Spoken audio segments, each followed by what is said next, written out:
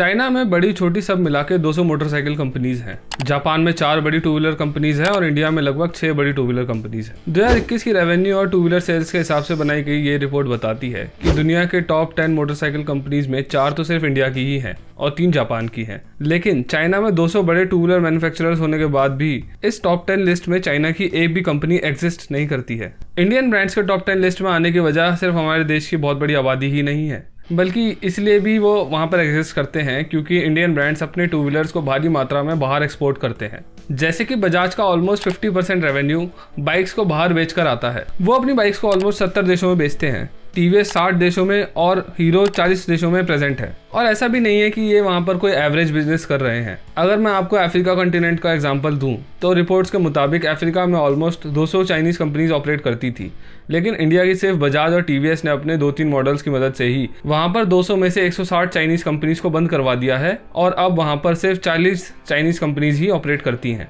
India के सारे ही two wheeler manufacturers बाहर काफ़ी अच्छा परफॉर्म कर रहे हैं और इंडियन टू व्हीलर एक्सपोर्ट अपने आप में ही एक बहुत वास्ट टॉपिक है। इसीलिए हम आज इस वीडियो में जानेंगे कि वो कौन कौन से रीजन्स हैं जहां पर हमारे ब्रांड्स जापानीज़ ब्रांड्स को टक्कर दे रहे हैं और चाइनीज़ ब्रांड्स को पीछे छोड़ चुके हैं। ये भी जानेंगे कि वो क्या इंडियन कंपनीज़ की बिजनेस स्ट्रैटेजीज़ हैं जिसकी वजह से साउथ ईस्ट एशिया, अफ्रीका और साउथ अमेरिका में अपने अलग अलग मॉडल्स से वहाँ पर इंडियन ब्रांड्स ने डोमिनेंस बना रखी है। क्यों आज पूरे अफ्रीका कॉन्टिनेंट में सबसे ज़्यादा बिकने वाली मोटरसाइकिल बजाज की बॉक्सर बन चुकी है, जिसने वहाँ पर ऑलमोस्ट सारी ही चाइनीज़ कंपनीज़ को फेल कर दिया है। और मैं एंड में ये भी बताऊंगा कि कैसे बजाज, टीवीएस और हीरो ने बहुत ही सुपीरियर इंडियन मैकेनिकल इंजीनियर्स की टीम बिल्ड करी है, जबकि इंडिया में मैकेनिकल तो छोड़ो सिविल इंजीनियर्स भी कोडिंग करने में लगे हुए हैं। इंडिया में टोटल व्हीकल सेल्स का 75% हिस्सा सिर्फ टू व्हीलर्स के पास ही है, जिसमें भी 100 से 150 सीसी वाली बाइक्स और स्कूटर्स ही सबसे ज़्यादा बिकते हैं। इन सभी की डिमांड्स को पूरा करने के लिए इंडिया में कई जापानीज, इंडियन और यूरोपियन ब्रांड्स ऑपरेट करते हैं। चाहे आप शहर में चलें, किसी कस्बे में या किसी हाईवे पर, इंडिया में आपको हर तरफ बाइक्स ही मेजॉरिटी में देखने को मिलेंगी। और क्योंकि इंडिया की ज्योग्राफी और इकोनॉमी बहुत ही ज़्यादा डाइवर्स है, इंडियन मैन्युफैक्चरर्स को काफ़ी ज़्यादा मेहनत करनी पड़ती है और बहुत ही तगड़ी स्ट्रैटेजीज लगानी पड़ती है एक इंडियन इंडिविजुअल की डिमांड को पूरा करने के लिए। और इसीलिए हमें इंडिया में सिर्फ 350 सीसी के अंदर ही काफ़ी तरीके की बाइक्स देखने को मिल जाती है। फिर आप चाहें बात कर लें सामान ढोने की, सिटी कम्यूट की, टूरिंग की या ऑफ रोडिंग की। यही मोटरसाइकिल्स का डाइवर्सिफिकेशन है जो इंडियन मोटरसाइकिल ब्रांड्स को एक यूनिक पोजीशन देता है। और ये ब्रांड सभी थर्ड वर्ल्ड कंट्रीज जैसे इंडोनेशिया, कोलंबिया, वियतनाम, नाइजीरिया और मैक्सिको के लिए सबसे ज़्यादा सेंसिबल चॉइस बन जाते हैं। इस बात को मैं कुछ एग्जांपल्स से समझाता हूँ आपको। जैसे कि टीवीएस अपनी स्टार सिटी को श्रीलंका और कोलंबिया में एक्सपोर्ट करती है। पर कैपिटा इनकम कम होने के कारण वहाँ पर ये बाइक खरीदना और मेंटेन करना काफ़ी आसान हो जाता है। दूसरा एग्जांपल हम ले सकते हैं बजाज की पल्सर का, जो कि इंडिया समेत स्पेन, पेरू, फिलीपींस और कोलंबिया में भी ठीक ठाक बिकती है, क्योंकि इस बाइक से वहाँ पर कम बजट में अच्छी परफॉर्मेंस और रिलायबिलिटी भी मिल जाती है। इसके अलावा स्प्लेंडर के बारे में हम सब जानते हैं कि वो इंडिया में सबसे ज़्यादा बिकने वाली बाइक है। स्प्लेंडर इंडिया समेत नाइजीरिया, बांग्लादेश, नेपाल और श्रीलंका में भी काफ़ी ज़्यादा बिकती है। हीरो आज की डेट में दुनिया के top 3 biggest two wheeler manufacturers में से एक है और ऑलमोस्ट आप सभी को ये फैक्ट पता भी होगा। लेकिन आप में से ज़्यादातर लोग ये नहीं जानते होंगे कि कैसे 4 मुंजाल भाई, जिन्हें पार्टीशन के बाद पाकिस्तान में अपने घर को छोड़कर इंडिया में आना पड़ा, उन्होंने बैंक से लोन लेकर साइकिल पार्ट्स का बिजनेस शुरू किया और कड़ी मेहनत से अपने बिजनेस और इंडिया की ऑटोमोबाइल इंडस्ट्री को मजबूत किया। तो चलिए सुनते हैं ऑडियो बुक हीरो की कहानी, 4 भाइयों का औद्योगिक चमत्कार, कुकू एफएम से। कुकू एफएम इंडिया का लीडिंग ऑडियो बुक प्लेटफॉर्म है with over 1000 hours of non fiction content library. 4.5+ की रेटिंग है एंड मोस्ट इंपॉर्टेंटली इस पर आप अपनी फेवरेट ऑडियो बुक सुन सकते हैं अपनी रीजनल लैंग्वेज में। कुकू एफएम एक ऐसा प्लेटफॉर्म है जहां पर आपको हिस्ट्री, मोटिवेशन, फाइनेंस और भी बहुत सारी कैटेगरीज की ऑडियो बुक मिल जाएंगी। पर्सनली मैं भी ऑडियो बुक सुनना काफ़ी ज़्यादा पसंद करता हूं। कोई भी काम करते टाइम, जिम करते टाइम, रनिंग करते टाइम आप ऑडियो बुक सुन सकते हैं एंड मोस्ट इंपॉर्टेंट हम खुद में वैल्यू ऐड कर सकते हैं। इस प्लेटफॉर्म की general cost 399 rupees per year है, लेकिन मेरे सभी सब्सक्राइबर्स के लिए स्पेशल 50% डिस्काउंट अवेलेबल है। अगर आप मेरा कूपन कोड BTM50 यूज़ करेंगे तो आपको 50% एक्सक्लूसिव डिस्काउंट मिलेगा। अब ये एक्सक्लूसिव इसलिए है क्योंकि फर्स्ट 250 यूजर्स के लिए ही एक्सक्लूसिव डिस्काउंट अवेलेबल है। Don't miss your chance, go and check out, link is in the description. बाकी जितनी भी इंडियन बाइक्स मैंने आपको अभी तक बताई थी वो कुछ देशों में तो काफ़ी ज़्यादा अच्छा कर रही हैं, लेकिन बाकी में बस ठीक ठाक ही कर पा रही हैं।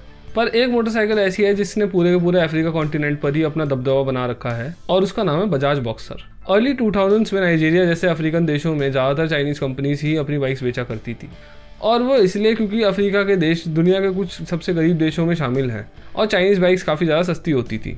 चाइना से बाइक्स बॉक्स में आती थी, अफ्रीका में लोग इनको खरीदते थे और इनको असेंबल कराने के लिए अपने लोकल मैकेनिक के पास लेके जाते थे। इन चाइनीज बाइक्स की क्वालिटी काफ़ी ज़्यादा ख़राब होती थी और चाइना की ये कंपनीज वहाँ पर कोई भी आफ्टर सेल सर्विस नहीं दिया करती थी, क्योंकि इन्होंने वहाँ पर सर्विस सेंटर और ऑफिस बनाए ही नहीं थे। वहाँ पर ऐसी तकरीबन 200 चाइनीज़ कंपनीज अपनी बाइक्स को एक्सपोर्ट करती थी। गरीब अफ्रीकन्स को मजबूरन चाइनीज़ बाइक्स ही खरीदनी पड़ती थी, क्योंकि जापानीज़ बाइक्स काफ़ी ज़्यादा महंगी थी और ज़्यादातर की पहुंच से काफ़ी ज़्यादा दूर थी। और यही सब देखकर बजाज ने अपॉर्चुनिटी का फ़ायदा उठाने का सोचा और अपनी फुली असेंबल्ड बॉक्सर अफ्रीका के कई देशों में लॉन्च करी। शुरुआत में ये बाइक इंडिया से फुली इम्पोर्ट करी जाती थी, पर बाद में बजाज ने वहाँ पर असेंबली प्लांट्स लगा दिए और उसके बाद उन्होंने वहाँ पर इंपोर्टर्स के साथ मिलकर डीलरशिप और सर्विस सेंटर्स भी खोले। अब नाइजीरिया जैसे कई देशों के लोगों के पास ऐसे ऑप्शन थे जिनकी कीमत चाइनीज़ और जापानीज़ बाइक्स के बीच में थी, पर क्वालिटी जापानीज़ जैसी ही थी और उनको अच्छी क्वालिटी की सख्त ज़रूरत थी। और इसका रीज़न है बोडा बोडा। दरअसल बोडा बोडा वर्ड जो है वो अफ्रीका के काफ़ी सारे देशों में बाइक टैक्सी के लिए यूज़ किया जाता है। बोडा बोडा अफ्रीकन्स के बीच काफ़ी ज़्यादा पॉपुलर है और उसके 2 रीज़न है। पहली और बड़ी वजह यह है कि अफ्रीका में पर कैपिटा इनकम अक्सर काफ़ी ज़्यादा कम होती है और लोगों को काफ़ी कम पैसों में टैक्सी सुविधा मिल जाती है इन बाइक टैक्सी की वजह से। और दूसरी वजह यह है कि मालावी जैसे कई देशों में आज तक भी चाइनीज़ रोड नहीं पहुंचे हैं और मोटरसाइकिल को ख़राब रास्तों पर चलाना गाड़ियों से ज़्यादा आसान होता है। बोडा बोडा वाले सिर्फ लोगों को ही नहीं छोड़ते हैं, बल्कि उनको कई बार काफ़ी ज़्यादा भारी सामान ले जाते हुए भी देखा जा सकता है और अक्सर अफ्रीकन्स बाइक्स को एम्बुलेंस की तरह भी यूज़ करते हैं। बोडा बोडा वाले बहुत ज़्यादा नहीं कमाते हैं और नई बाइक्स लेना अक्सर उनकी पहुंच से काफ़ी बाहर होता है, इसीलिए वो जाते हैं सेकेंड हैंड बाइक्स की तरफ और वो चूज़ करते हैं बजाज की बॉक्सर को। बजाज की ये बाइक इतनी वेल इंजीनियर्ड है कि इतने अब्यूज़ झेलने पर भी ये कई लाख किलोमीटर आराम से निकाल देती हैं, वही चाइनीज़ बाइक्स इसके आसपास भी नहीं चल पाती हैं। बॉक्सर को बजाज ने काफ़ी ज़्यादा रोबस्ट बनाया है और बजाज ने इस बात का ध्यान रखा है कि अफ्रीका की मुश्किल टेरेन्स पर ओवरलोडिंग के साथ चलने पर भी इन बाइक्स पर कोई प्रॉब्लम ना आए और इसीलिए इसमें हमें 100 सीसी के इंजन के बजाय 150 सीसी का इंजन देखने को मिलता है, जिसकी वजह से काफ़ी ज़्यादा वजन आराम से खींच लेती है। बजाज के अलावा अफ्रीका में टीवीएस की स्टार सिटी भी काफ़ी ज़्यादा पॉपुलर है। बजाज और टीवीएस की बहुत ही अच्छी क्वालिटी, माइलेज और प्राइस होने के कारण अफ्रीका में जहां एक टाइम 200 चाइनीज़ कंपनीज हुआ करती थी, वहां अब सिर्फ 40 बची हैं, वो भी अपने दिन गिन रही हैं। अफ्रीकन्स इंडियन टू व्हीलर्स को जापानीज़ के बराबर ही मानते हैं और इसीलिए वो चाइना की सस्ती बाइक्स लेने के बजाय थोड़े और पैसे डालकर इंडिया की बाइक्स लेना ज़्यादा पसंद करते हैं। अब ऐसा भी नहीं है कि अफ्रीकन्स ही ऐसा मानते हैं, जहाँ भी इंडियन टू व्हीलर्स बिकते हैं वहाँ पर सभी लोगों का सेम माइंडसेट है और ये चीज़ इंडिया में भी देखने को मिलती है। इंडिया में लोग अपने इंडियन ब्रांड्स की कार लेने जाते हैं तो अक्सर उनके मन में ये स्टीरियोटाइप होता है कि इंडियन ब्रांड्स की कार्स रिलायबल नहीं होंगी, जो चीज़ पहले से काफ़ी ज़्यादा सुधरी है। पर आज भी टॉप 10 मोस्ट सेलिंग कार्स की लिस्ट में सिर्फ 2 ही इंडियन कार्स आती हैं, बाकी या तो सुजुकी की होती हैं या हुंडई की होती हैं। पर टू व्हीलर मार्केट का सिनेरियो बिल्कुल उल्टा है। टॉप 10 बिकने वाले टू व्हीलर्स में से हमेशा से ही 7 से 8 इंडियन ब्रांड्स के ही होते हैं और ये सिर्फ इंडियन टू व्हीलर ब्रांड्स की बहुत ही ज़्यादा अच्छी डिपेंडेबिलिटी की वजह से हो पाया है। पर ये सब देख कर क्या आपके मन में भी सवाल उठता है कि सिर्फ पिछले 20-25 साल में इंडियन मैन्युफैक्चरर्स ने पूरे सिनेरियो को पिवट करके रख दिया है। दरअसल ये सब बजाज, टीवीएस और हीरो जैसी कंपनीज की बहुत ही ज़्यादा स्ट्रॉन्ग इंजीनियरिंग टीम्स की मदद से हो पाया है, पर इंडिया में अच्छे मैकेनिकल और ऑटोमोटिव इंजीनियर्स ढूंढना कोई आसान बात नहीं है। श्रीनिवास कंटेती व्हील CMI के MD हैं और पेशे से इंजीनियर। वो न्यूज़ 18 के लिए लिखते हुए बताते हैं कि अर्ली 2000s में वो बजाज ऑटोज़ के HR हेड थे और उनको 100 इंजीनियर्स हायर करने थे बजाज के लिए, जो वर्ल्ड क्लास मोटरसाइकिल बनाते और डिज़ाइन करते।